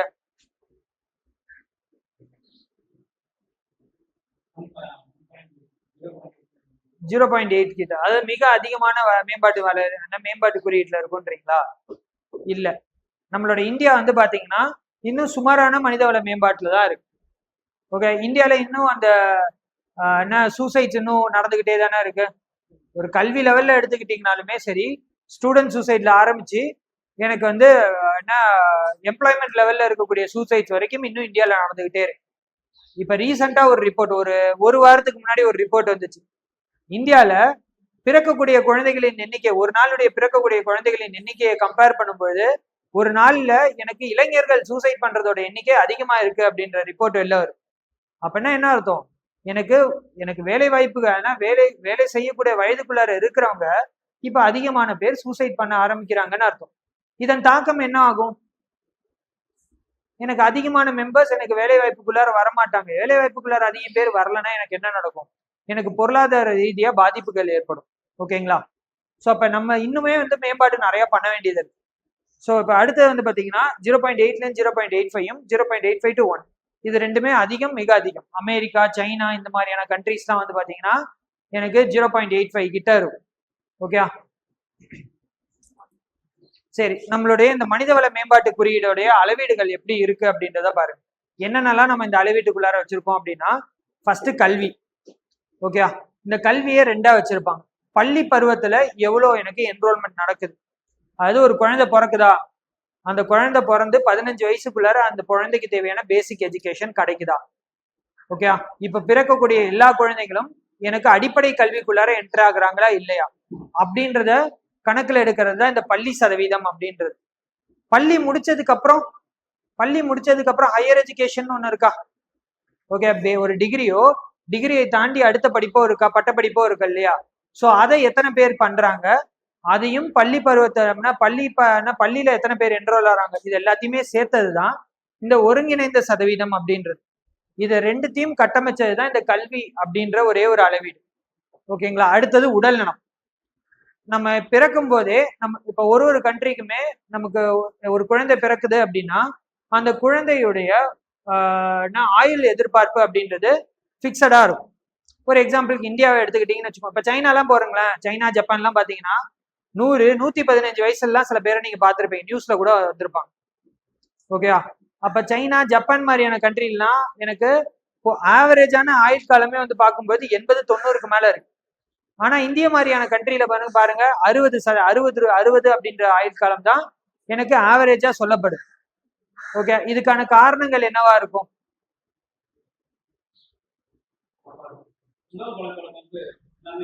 உணவுகள். ஏன்னா நம்ம இப்பதான் வளர்ந்து வருகின்ற நாடுகள்ல இருக்கும். ஓகே, நம்ம வளர்ந்து வருகின்ற நாடுகள்ல இருக்கும் பொழுது நம்ம இந்த வளர்ச்சியில ஏற்படக்கூடிய பாதிப்புகள், அதன் தாக்கங்கள் இங்க இருக்கக்கூடிய எனக்கு மனித வளத்துடைய ஆயுட்காலத்தை குறைக்கக்கூடிய நிலை இருக்கு. ஆனா ஜப்பான், சைனா மாதிரியான கண்ட்ரிஸ் எல்லாம் எடுத்துக்கோங்க, ஆல்ரெடி வளர்ந்தாச்சு.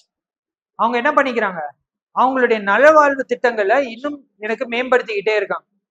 ஹெல்த் செக்டாரை இன்னும் மேம்படுத்துறாங்க. அவங்க வளர்ச்சிக்கு அதிகமா செலவிடுறதை விட நலத்திட்டங்கள்ல, அதுவும் நலவாழ்வு திட்டங்கள்ல செலவு பண்றதுதான் அதிகமா இருக்கும். ஓகே, சோ அப்படி இருக்கக்கூடிய காலகட்டங்கள்ல வந்து பாத்தீங்கன்னா ஆயுட்காலத்தின் ஆவரேஜ் அப்படின்றது அதிகமாக தான் பார்க்கப்படும். ஓகே, சரி. நெக்ஸ்ட், வாழ்க்கை தரம், பெர் கேபிட்டா இன்கம் அப்படின்னு சொல்லுவாங்க. நம்மளுடைய ஒரு நாட்டுடைய ஒரு வருட உற்பத்தி இருக்கு பாத்தீங்களா, அந்த ஒரு வருட உற்பத்திய நம்ம கண்ட்ரியில இருக்கக்கூடிய மொத்த பாப்புலேஷன் வச்சு நம்ம ஆவரேஜ் எடுக்கிறோம் அப்படின்னா ஒரு ஆளுக்கு எனக்கு ஒரு நாளைக்கு எவ்வளவு சம்பாதிக்கிறான் அப்படின்றது கிடைச்சிடும். ஓகே, இதை நம்ம எதுல அளவிடுவோம் அப்படின்னா யூஎஸ் டாலர்ல தான் அளவிடுவோம். எல்லா கண்ட்ரிக்குமே நம்ம யூஎஸ் டாலர்ல தான் அளவிட்டு இருக்கோம். ஓகே, இந்தியாவுடைய ஒரு நாள் ஒரு மனிதனுடைய சராசரி வருமானம் என்னவா இருக்கும்னு நினைக்கிறீங்க? 300 டாலர்ல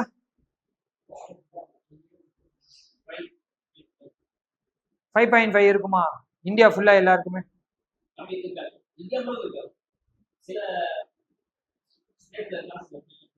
இன்னமும் இந்தியாவுடைய ஒரு வருடத்தின் மொத்த வருமானமே வந்து பாத்தீங்கன்னா ஒரு ஆளுடைய ஒரு வருடத்தின் மொத்த வருமானமே $100 குறைவாக தான் இருக்கு.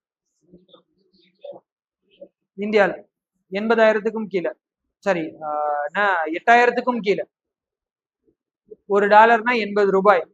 $100 குறைவாக தான் ஒரு வருட வருமானமே இருக்கு. அதை விட குறைவாகவே வருமானமே இல்லாத ஆட்கள் இன்னும் நிறைய பேர் இருக்காங்க இல்லையா? சோ அப்ப இந்தியாவுடைய ஆவரேஜ் பெர் கேபிட்டா இன்கமே வந்து பாத்தீங்கன்னா எனக்கு ஒரு $100 கம்மியாக தான் பார்க்கப்படுது. ஓகேங்களா?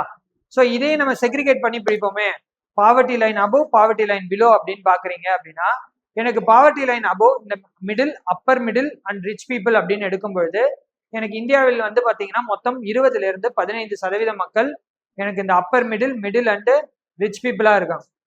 ஓகேங்களா? அதுவும் இன்னும் கிளியரா சொல்லணும்னு பாத்தீங்கன்னா எனக்கு Appar middle and rich people மட்டுமே எனக்கு 15% இருக்காங்க. இவங்களுடைய ஒரு வருடத்தின் ஆண்டு வருமானம் அப்படின்றது கிட்டத்தட்ட $3,000 to $5,000 அப்படின்றது கணக்கிடப்படுது, தனிநபரின் வருமானம். ஓகேங்களா? அதே மீதி இருக்கக்கூடிய 80% மக்கள் இருக்காங்க பாத்தீங்களா, அவங்களுடைய ஒரு வருடத்தின் ஆண்டு வருமானம், அது ஒரு ஆளுடைய ஆண்டு வருமானம் இன்னமும் $50 கீழேயே கணக்கிடப்படுது. சோ இந்த லெவலுக்கு நம்ம இந்தியால ஏற்றத்தாழ்வுகள் இருக்கு. ஓகேங்களா? சோ இந்த ஏற்றத்தாழ்வுகள் உடனே குறையுமா சார் அப்படின்னு கேட்டீங்கன்னா உடனே குறைவதற்கான சாத்தியங்கள் இல்லை. ஆனா இது சீரமைக்கப்படுறதுக்கான வழிகளை தான் நம்ம இப்ப என்ன பண்ணிட்டு இருக்கோம், தேடி எடுத்து பண்ணிட்டு இருக்கோம். எக்ஸாம்பிள் ஏதாவது சொல்ல முடியுமா? ஸ்கில் இந்தியா ப்ரோக்ராம்னு ஒண்ணு இருக்கா? ஸ்கில் இந்தியா ப்ரோக்ராம்ல எல்லாருக்குமே அட்லீஸ்ட் காலேஜ் படிக்கிறவங்களுக்கு எக்ஸலாவது சொல்லி தராங்களா? எக்ஸல், பேசிக்கா எக்ஸல் சொல்லி தராங்க, வேர்டுனா என்னன்னு சொல்லி தராங்க, கம்ப்யூட்டரை எப்படி இயக்குறதுன்னு சொல்லி தராங்க. ஓகே, டைப்பிங் சொல்லி தராங்க சில ஊர்ல எல்லாம். ஓகே, இப்ப 10th படிக்கிறான் ஒரு பையன், அவன் டைப்பிங் கத்துக்கிட்டான். இல்ல 12th முடிச்சுட்டான்னு வச்சுக்கோங்க, 18 வயசு ஆயிடுச்சு, குரூப் 4 எக்ஸாம் எழுதலாமா அவனால? ஸ்டெனோகிராஃபர் போஸ்ட் அப்ளை பண்ண முடியுமா? ஸ்டெனோகிராஃபர் போஸ்ட்டுக்கு அவன் டைப்பிங் தெரிஞ்சிருக்கும், ஒழுங்கா படிச்சு எழுதியிருந்தானா ஒரு வேலை வாய்ப்புக்குள்ளார போயிடும்.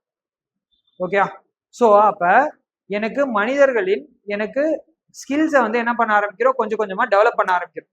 அப்ப இந்த ஸ்கில்லை டெவலப் பண்றது மூலியமா சுயதொழில் அப்படின்றது அதிகமாக உருவாகுமா? எத்தனை பேர் இப்ப வீட்லயே உட்காந்து கேக்கு செய்யறாங்க? எத்தனை பேர் வீட்லயே உட்காந்து வந்து என்ன பண்றாங்க, டிசைனர் ப்ராடக்ட்ஸ் எல்லாம் ரெடி பண்றாங்க. ஓகே, பர்த்டே கிஃப்ட் ரெடி பண்ணி கொடுக்குறாங்க. ஓகே, ஸோ அப்ப வீட்லயே உருவாகக்கூடிய தொழில்கள் அப்படின்றது எனக்கு கொஞ்சமாக உருவாக ஆரம்பிச்சிட்டு இருக்கு. ஓகே, ஒரு 10 வருடத்துக்கு முன்னாடி சுய தொழில்கள் அவ்வளோ இந்தியாவில இருந்துதான்னு கேட்டீங்கன்னா ரொம்ப கம்மி. இந்த மாதிரி சுயதொழில்கள்ல ரொம்ப அதிகமா சாதிச்ச ஏதாவது ஒரு கம்பெனி ஏதாவது சொல்லுங்க பார்ப்போம். ரொம்ப பேசிக்கா ஆரம்பிச்சு இப்ப ரொம்ப பெரிய லெவல்ல இருந்துட்டு இருக்கக்கூடிய ஏதாவது ஒரு விஷயம்.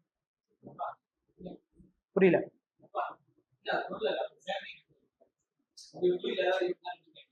தொழில் இல்லைன்னா அந்த மாதிரி தொழில் உருவாகி சக்சஸ் ஆனவங்க. கண்ட்ரி டிலைட் கேள்விப்பட்டிருக்கீங்களா? கண்ட்ரி டிலைட் வெறும் 6 ஸ்டூடெண்ட்ஸால உருவாக்கப்பட்டது. வெறும் 6 பசங்க படிச்சுட்டு இருக்கக்கூடிய பசங்களால உருவாக்கப்பட்டதுதான் இந்த கண்ட்ரி டிலைட். ஓகே, இந்த கண்ட்ரி டிலைட் இப்ப யோசிச்சு பாருங்க, எத்தனை பேர் கண்ட்ரி டிலைட்ல இப்ப பொருள் வாங்கிட்டு இருக்காங்க. ஓகேயா? ஸோ அப்ப இப்ப கிட்டத்தட்ட வந்து பாத்தீங்கன்னா அதுல அந்த கண்ட்ரி டிலைட் நிறுவனத்துக்கு கீழே வந்து ஒரு வருடத்துக்கு சுமாராக 1500ல இருந்து 2000 பேரை வேலை வாய்ப்புக்குள்ளார எடுத்துக்கிட்டு இருக்காங்க. ஓகே, அதுவும் இந்தியா பேஸ்டு ஒரு நிறுவனம். இப்ப என்ன பண்றாங்க, ஒரு வருடத்திற்கு 2000 பேராவது வேலை வாய்ப்புக்குள்ளார எடுத்துக்கிட்டு இருக்காங்க. இன்ஃபோசிஸ், விப்ரோ மாதிரியான பெரிய எம்என்சி நிறுவனங்களே ஒரு வருடத்திற்கு 20,000ல இருந்து 30,000 பேர் தான் உள்ளார இழுக்கிறாங்க. ஸோ கிட்டத்தட்ட எனக்கு அந்த மாதிரியான பெரிய நிறுவனங்களுக்கு ஈக்குவலண்டா 10% வேலை வாய்ப்பு நம்மளுடைய இங்க இந்தியா பேஸ்டு கம்பெனியா கொடுக்க ஆரம்பிக்குது. அப்ப ஒரு தொழில் உருவாக்கி அந்த தொழில இருந்து எனக்கு மற்றவங்களுக்கு வேலை வாய்ப்பு உருவாக்குற லெவலுக்கு நம்ம என்ன பண்ணிட்டு இருக்கோம், க்ரோ ஆயாச்சு. இதுதான் மேம்பாடு, மனித வள மேம்பாடு. சரி, இப்ப இந்தியா ஃபுல்லா மாநிலம் இந்திய மேம்பாட்டு அறிக்கையை பார்த்தோம் இல்லையா? ஸோ இதே மாதிரி நம்மளோட தமிழக அரசு என்ன பண்ணியிருக்காங்க அப்படின்னு பாத்தீங்கன்னா தமிழக மாநில மேம்பாட்டு அறிக்கை அப்படின்றத ஒண்ணு வெளியிட்டு இருக்காங்க. ஸோ இப்ப ரீசெண்டா வந்த அறிக்கை, ஓகே, ரீசெண்டா வந்த அறிக்கையே வந்து பாத்தீங்கன்னா ஒரு 5 வருஷம் ஆயிடுச்சு அறிக்கை வந்து. ஓகேங்களா? ஸோ இதுக்கு முன்னாடி வந்த அறிக்கையில ஃபர்ஸ்ட் 5 மாவட்டங்கள், லாஸ்ட் 5 மாவட்டங்கள் அப்படின்ற லிஸ்ட் கொடுத்துருக்காங்க. ப்ரிலிம்ஸுக்கு ரொம்ப யூஸ்ஃபுல்லா இருக்கும். ஓகேங்களா? ஸோ ஃபர்ஸ்ட் 5 மாவட்டத்துல கன்னியாகுமரியோட என்ன சதவீதம் வந்து பாத்தீங்கன்னா கிட்டத்தட்ட 0.994. கன்னியாகுமரி மட்டும் கிட்டத்தட்ட வந்து பாத்தீங்கன்னா எனக்கு மிக அதிகமான மேம்பாட்டு நிலையை அடைஞ்சிருக்கு. ஓகே, ரொம்ப ரொம்ப கம்மியான மேம்பாட்டு நிலையை அடைஞ்சது வந்து அரியலூர். அரியலூர் நீங்க நிறைய வாட்டி நியூஸ்லயே பார்த்திருப்பீங்க. ஓகே, அரியலூர்ல எவ்வளவு பிரச்சனைகள் நடக்குது அப்படின்னுட்டு.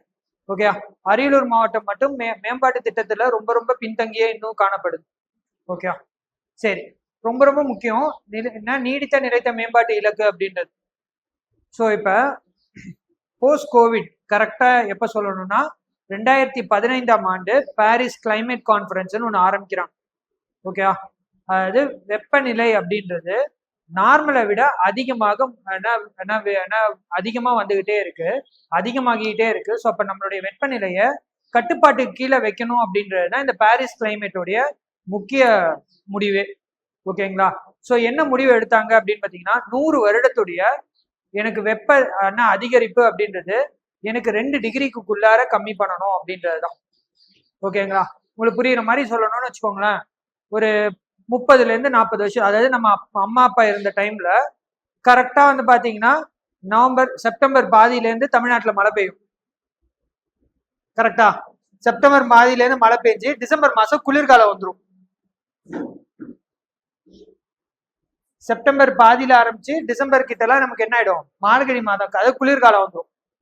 ஓகே, ஒரு 2 வருஷத்துக்கு முன்னாடி என்ன நடந்துச்சு, பிப்ரவரி பாதி வரையும் மழை பெஞ்சுதா? பிப்ரவரி பாதி வரையும் மழை பெஞ்சது. ஓகேங்களா? அசாம்ல எனக்கு தொடர்ச்சியா 3 ஆண்டுகளா வெள்ளம் வந்துகிட்டே இருக்கு. ஓகேங்களா? மும்பைல வெள்ளம் வந்துகிட்டே இருக்கு, பெங்களூர்ல வெள்ளம் வருது, வயநாடுல இப்ப நிலச்சரிவு. ஓகே, இது எல்லாமே காரணம் என்ன அப்படின்னா எனக்கு அன்ஈவனான டெம்பரேச்சர் சேஞ்ச், கிளைமேட் சேஞ்சுன்னு சொல்லுவோம். இதை காலநிலை மாற்றம் வேகமாக விளைவு வந்து நமக்கு என்ன ஆகுது, இந்த மாதிரியான சீதோஷ்ண நிலை மாற்றங்கள் அப்படின்றது நமக்கு ஏற்படுது. ஓகேங்களா? ஸோ அப்ப இந்த பாரிஸ் கிளைமேட் கான்ஃபரன்ஸ்ல என்ன பண்றாங்க அப்படின்னா எனக்கு இந்த சீதோஷ்ண நிலை எனக்கு அளவுக்கு அதிகமாக மாறிடாம கட்டுப்பாட்டுக்குள்ளார வைக்கணும் அப்படின்றதுதான் அதோடைய முடிவு. ஓகே, ஸோ அதுக்கு முன்னாடியே நம்ம மில்லினியம் கோல்ஸ் அப்படின்னு சொல்லி வச்சிருந்தோம், அதாவது ஒரு நூற்றாண்டின் இலக்கு அப்படின்னு சொல்லி வச்சிருந்தோம். அந்த நூற்றாண்டின் இலக்கை தான் நம்ம எப்படி மாத்தணும் அப்படின்னா நீடித்த நிலைத்த மேம்பாட்டு இலக்கு அப்படின்னு சொல்லி மாத்தணும். இதுல மொத்தம் 17 இலக்குகள் இருக்கும். ஓகே, ஸோ இந்த எஸ்டிஜி கோல்ஸ் எனக்கு ஆல் ஓவர் த வேர்ல்டு ஃபுல்லா என்ன பண்ணுவாங்க, ஒரு ரிப்போர்ட்டை எடுத்துட்டு வருவாங்க, எஸ்டிஜி ரிப்போர்ட் கொடுப்பாங்க. அதை பின்பற்றி நம்ம இந்தியால என்ன பண்ணிருக்காங்க, நீதி ஆயோக் அப்படின்னு ஒண்ணு இருக்கா. நீதி ஆயோக் அப்படின்றது இந்தியாவுடைய பிரெயின் மாதிரி. ஓகே, இந்தியால என்ன திட்டங்கள் வரணும், என்ன திட்டங்கள் வந்தா கரெக்டா இருக்கும் அப்படின்றதெல்லாம் யோசிச்சு அரசாங்கத்துக்கு எனக்கு அறிக்கை கொடுக்கறது இந்த நீதி ஆயோகோட வேலை. ஓகே, இந்த நீதி ஆயோக் என்ன பண்றாங்க அப்படின்னா எனக்கு இந்தியா லெவல்ல வந்து இந்த மாதிரி ஒரு அறிக்கை ரெடி பண்றாங்க. அதை பின்பற்றி நம்ம தமிழ்நாட்டிலையும் நம்ம என்ன பண்ணோம் அப்படின்னா நம்மளுடைய எஸ்டிஜி ரிப்போர்ட் அப்படின்னு ஒன்று ரெடி பண்ணோம். ஸோ அப்ப நம்ம இந்தியாவில் இப்ப என்ன பண்றாங்க, எனக்கு இந்தியாவுக்குன்னு ஒரு ரிப்போர்ட், ஒரு மாநிலத்திலையும் இந்த மேம்பாடு அப்படின்றது எந்த லெவல்ல இருக்கு அப்படின்ற மாதிரி கணக்கெடுப்புறாங்க. ஓகே. ஸோ என்னுடைய எஸ்டிஜி கோல்ல ஃபர்ஸ்ட் வறுமையற்ற நிலை, பாவர்ட்டியை ஒழிக்கிறது. இதுல இந்தியா வந்து எந்த சதவீதத்தை எவ்வளவு வந்து முனைப்போட நம்ம செயல்பட்டு இருக்கோங்கன்னா 50%. ஆனா 50% முனைப்போட வேலை செயல்பாடுகள் பண்ணிட்டு இருக்காங்க. அதே நம்ம தமிழ்நாட்டுல பாருங்க 72% வந்து நம்ம கிட்ட என்ன பண்ணியிருக்கோம், வறுமைகளை ஒழிச்சிருக்கோம். எக்ஸாம்பிள் என்ன சொல்லலாம், வறுமையை ஒழிக்க நம்ம என்ன பண்ணியிருக்கோம்,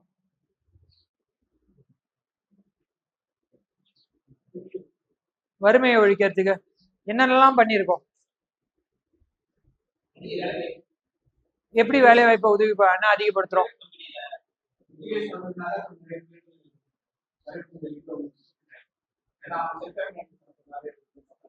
ஓகே சரி, நலத்திட்டங்கள்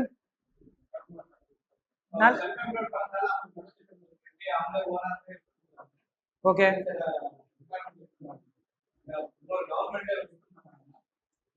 செல்ஃப் எம்ப்ளாய்மெண்ட்டுக்கு நம்ம இப்ப ரெகுலரா நம்ம என்ன பண்றோம், ஒரு ஒர்க் ஷாப் ஒன்று கண்டக்ட் பண்றோம். வருடம் என்ன பண்றோம், செல்ஃப் எம்ப்ளாய்மெண்ட்டுக்காக நம்ம ஒரு மீட்டிங் மாதிரி ஒன்று கண்டக்ட் பண்றோம். இதுல எனக்கு ரொம்ப நல்ல ஐடியாஸ்க்கு அரசாங்கமே என்ன பண்றாங்க, ஃபுல் மானியம் தராங்க. பிசினஸ் ஸ்டார்ட் அப்புக்கு ஃபுல் மானியம் தராங்க. இது ஒண்ணு. இன்னொன்னு, நம்மளுடைய இப்ப இருக்கக்கூடிய நலத்திட்டங்கள்லாம் எடுத்துக்கோங்க. மாதம் 1000 ரூபாய் ஸ்கீமு, ஓகே, நான் முதல்வன் ஸ்கீமு. அதுக்கப்புறம் வந்து பாத்தீங்கன்னா முதல் நிலை மாணவர்கள், அதாவது தன்னுடைய குடும்பத்துல முதல்ல ஒருத்தன் படிக்கிறான் அப்படின்னா, அதுவும் பெண் குழந்தையா இருந்ததுன்னா ஸ்காலர்ஷிப் கொடுக்குறாங்க. ஓகே, முதல்ல ஸ்டூடெண்டா இருக்குன்னா அவனுக்கும் ஸ்காலர்ஷிப் வழங்குறாங்க. பெண் குழந்தையா இருக்கும் பொழுது எனக்கு தன்னுடைய கல்வி கடன்கள் வந்து ரொம்ப கம்மியான வட்டிக்கு கொடுக்கப்படுது. ஓகே. இன்னொன்னு, எனக்கு ஸ்காலர்ஷிப்ல கிட்டத்தட்ட வந்து எவ்வளவு பண்றாங்க, எனக்கு அரௌண்ட் 25,000 பெர் மந்த் வரைக்கும் ஸ்காலர்ஷிப் கொடுக்குறாங்க. ஆனா இது எக்ஸாம் பேசிஸ் ஸ்காலர்ஷிப் தான். ஓகே, இந்த மாதிரி எல்லாம் என்ன பண்ணிட்டு இருக்காங்க நம்மளோட தமிழக அரசு மட்டும் இல்ல, ஓகே, எல்லா மாநிலங்களும் பண்றாங்க. இதுல தமிழக அரசு கொஞ்சம் வேகமாவே பண்ணிட்டு இருக்காங்க. இல்ல அமௌண்ட் 25,000.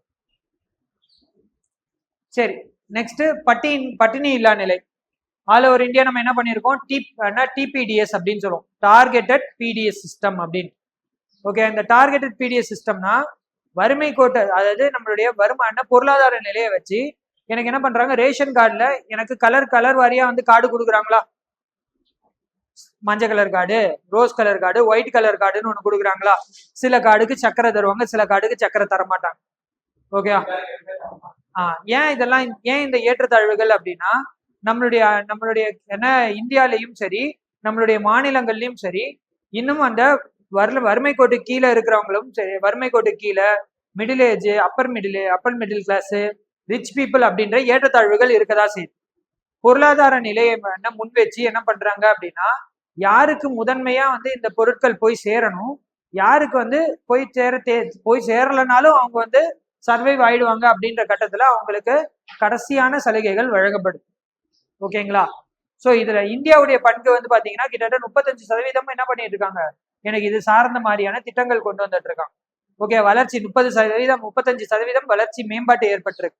ஆனா தமிழ்நாடு லெவல்ல வந்து பாத்தீங்கன்னா கிட்டத்தட்ட 50% நம்ம தொட போறோம். ஓகேங்களா. நெக்ஸ்ட், சிறந்த உடல்நலம். நான் ஆல்ரெடி சொல்லியிருக்கேன் இல்லையா, தமிழ்நாட்டுல மெடிக்கல் டூரிசம் மட்டுமே அவ்வளவு அதிகமா இருக்கு அப்படின்னுட்டு.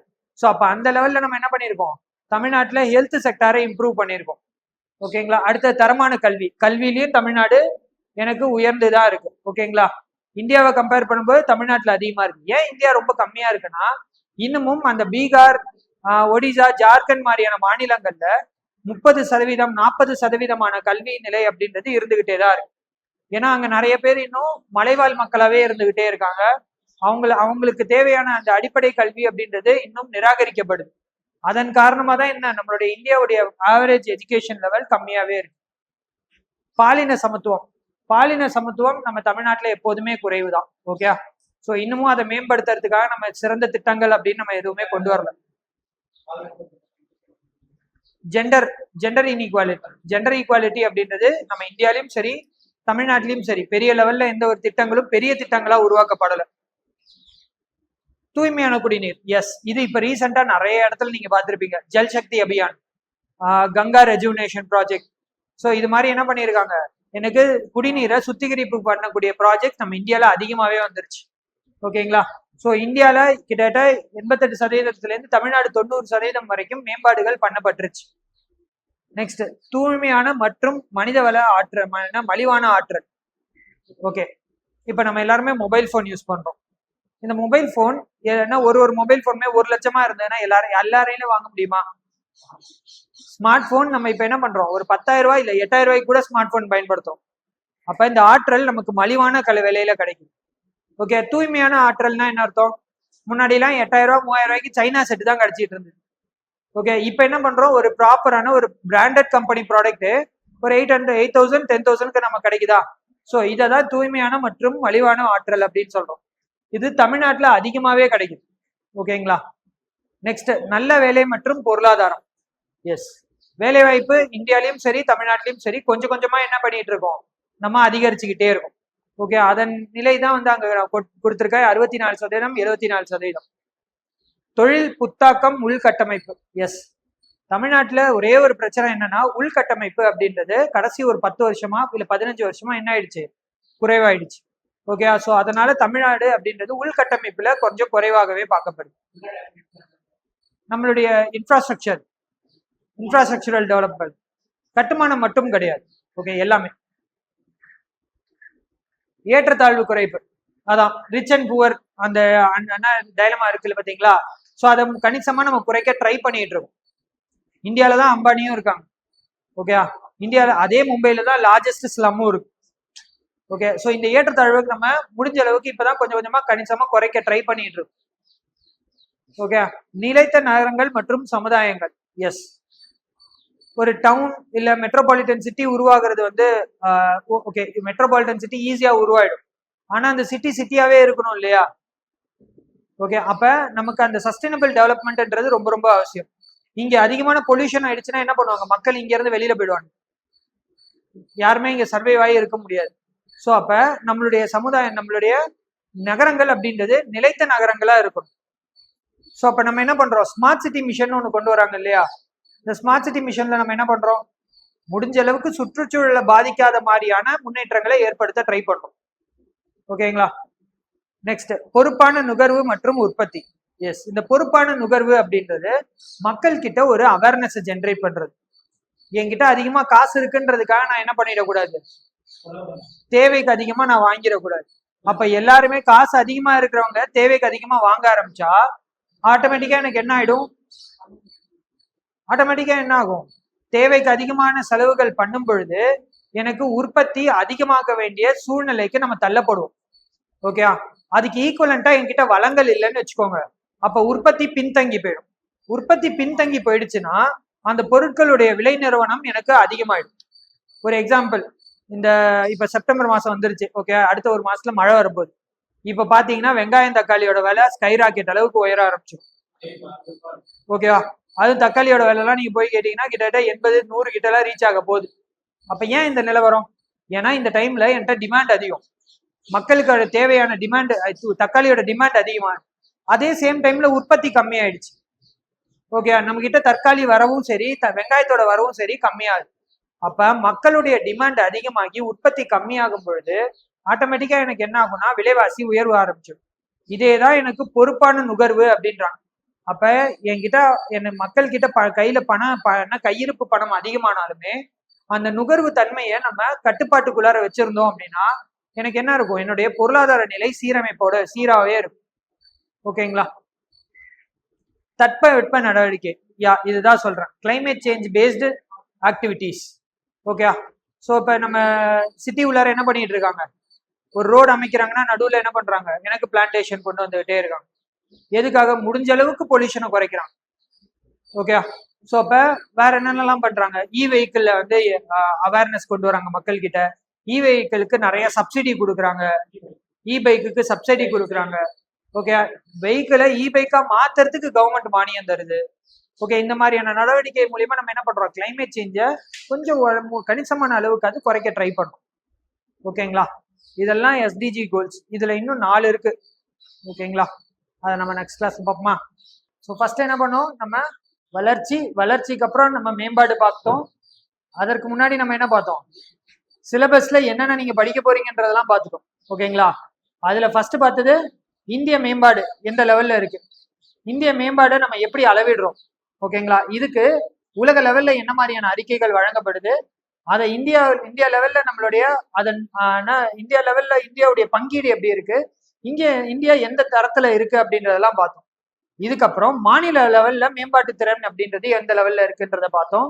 அதை எஸ்டிஜி கோல்ஸ் வச்சு நம்ம கொஞ்சம் அண்டர்ஸ்டாண்ட் பண்ணிக்கிட்டோம். ஓகே, இதுதான் இன்னைக்கு ஓவராலா நம்ம பார்த்தது. ஓகேங்களா? இல்ல ஏதாவது டவுட்? ஓகே.